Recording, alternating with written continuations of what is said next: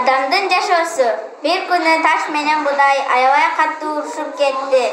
Таш мынтип айтты: "Будай, менин жашоом сеникиге караганда узагыраак" десе, "Эмне үчүн?"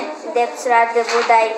"Анткени адамдар болсо мени эч нерсе кылбайт да, мен каттуумун да" десе, Будай айтты: "Жок, меники сеникиге караганда көбүрөөк.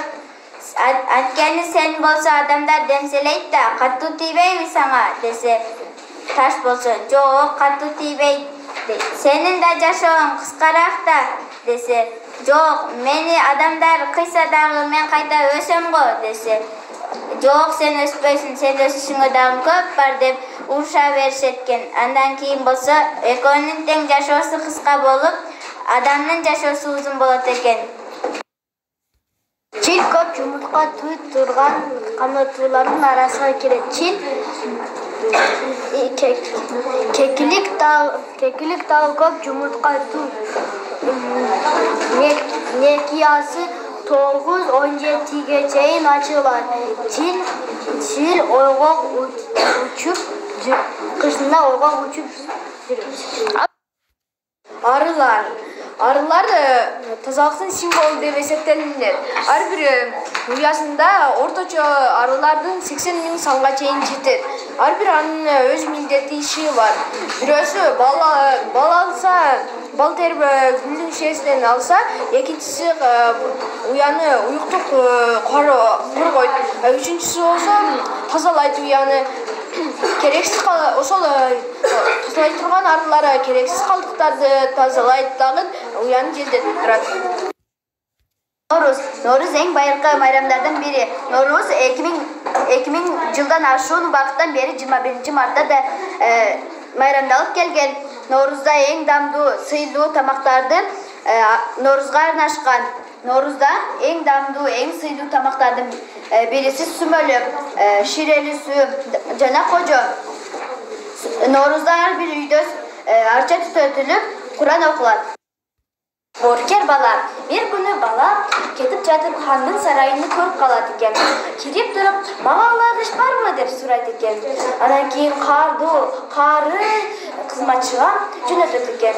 Анда кызматчы келип ханга: "Бул бала мактанчы ага экен. Буга bir кап күрүч менен bir кап кум шекерди аралаштырып, таңатка чейин бөлүп чык деп айткан" дептир. Ошондой кылыптыр. Анан кийин бала ыйлап отуруптур. "Кантип буларды мен бөлсөм экен" деп ыйлап отурганда кумурскалар келип бөлүп берет экен. Хан көрүп аябай таң калып, балага ыраазы болуптур. Түлкү менен жүзүм деген окуя. Bir күн түлкү бакка кирип, жүзүмдү жегиси келди. Бирок ал так жете албай койду. Эмне үчүн? Ал жүзүм бийигирээк болчу. Түлкү күтө берип, "Бул жүзүм ушап турбайбы" деп бактан чыйып кетет. Чиркейдин 100гө жакын көзү бар. Анын бирок кулагы жок.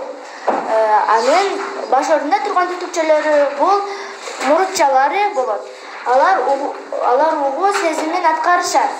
Эң көбүнчө ургач чиркейлер канат серпүүсүн угуп аларга барышат. Эң кызыгы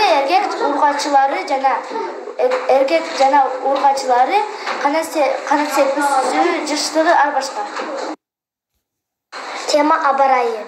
Абарайын пияздын кабыгынан билсе болот. Эгер пияздын кабыгы калың болсо, анда кыш суук болот. Эгер пияздын кабыгы жука болсо, анда кыш жылуу болот. Балчыларга арылар жардам беришет. Эгер арылардын чоң көзүнөкчөлөрү ачык калса, анда кыш суук болот. Кичине көзүнөкчөлөрү ачык калса, анда кыш жылуу болот.